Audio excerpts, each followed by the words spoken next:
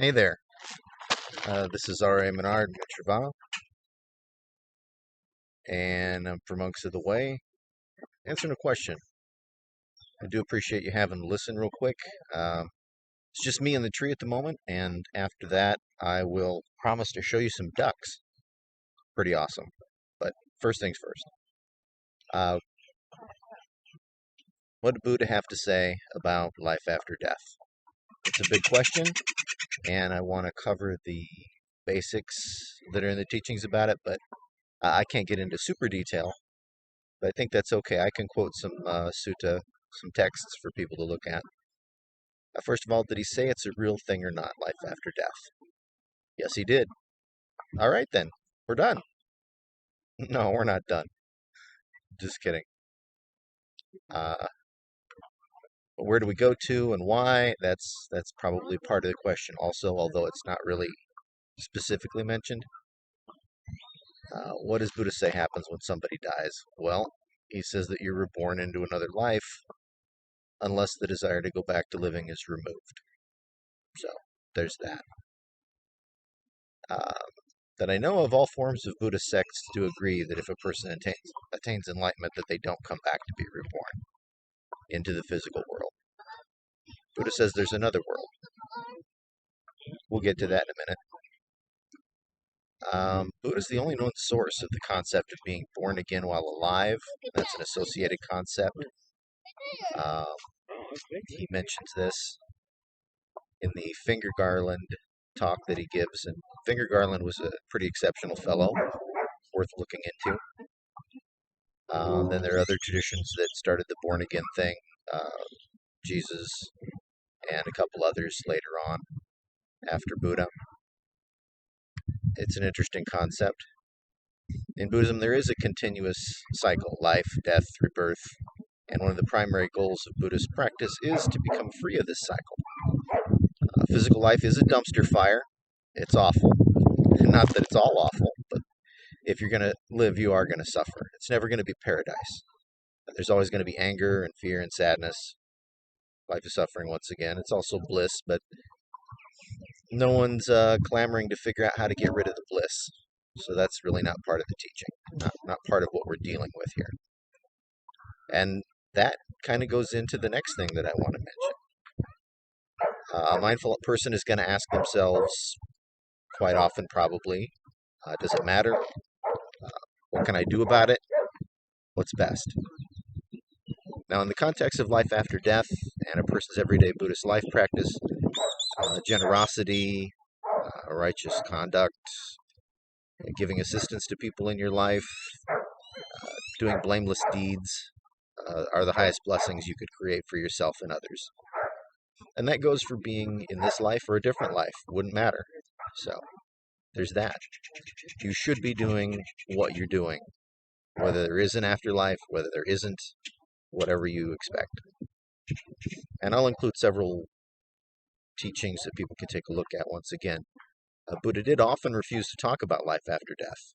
And when he did do it, it was important to note that there was a context.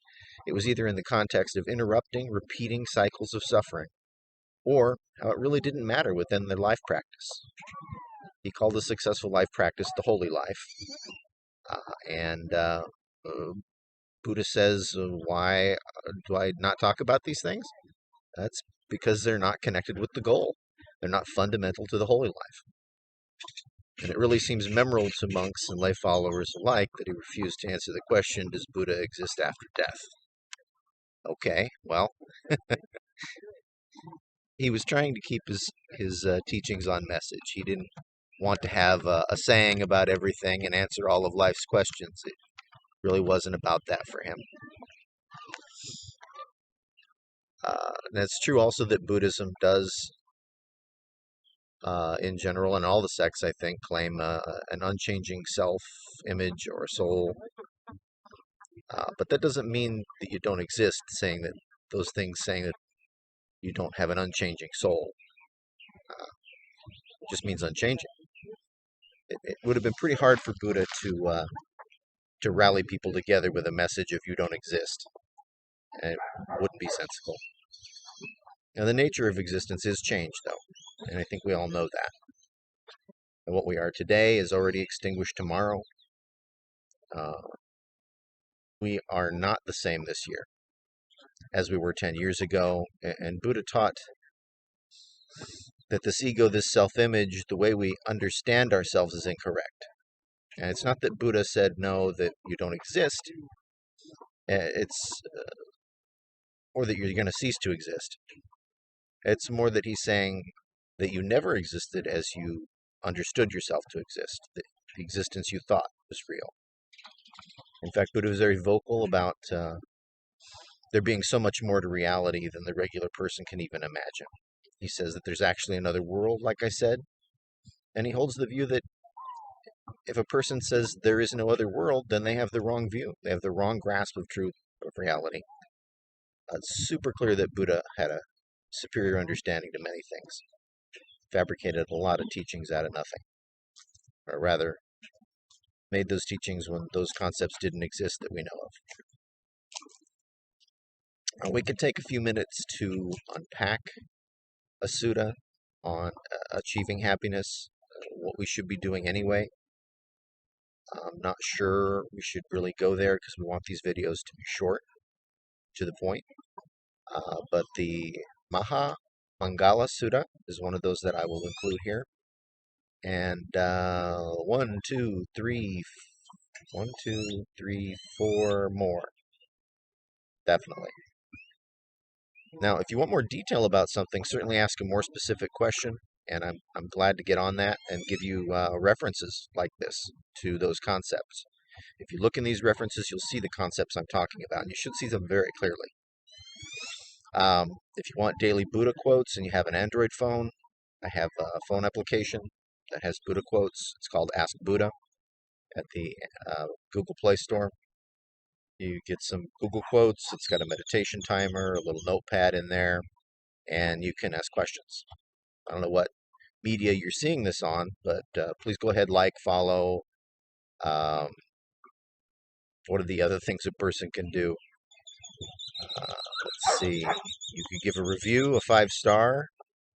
I don't know what all the things are, but please go ahead and subscribe. I guess that's one of the things you could do if that's YouTube. Anyway, I do appreciate you having a listen. I promise those ducks. Let me give you the ducks. Wait till you see these ducks. I know it's a little extraneous.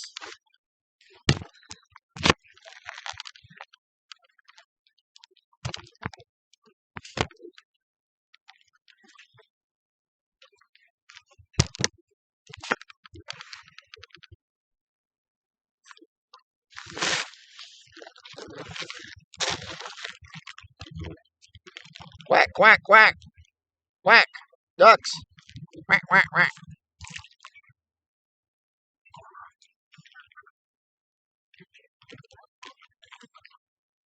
Quack, quack, quack. Quack, quack. Quack, quack.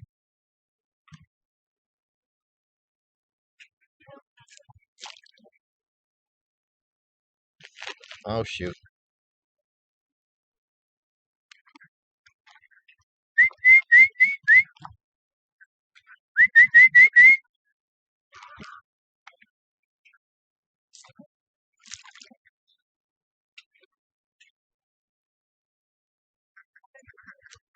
Sometimes you got all the ducks, sometimes you got no ducks. That's life.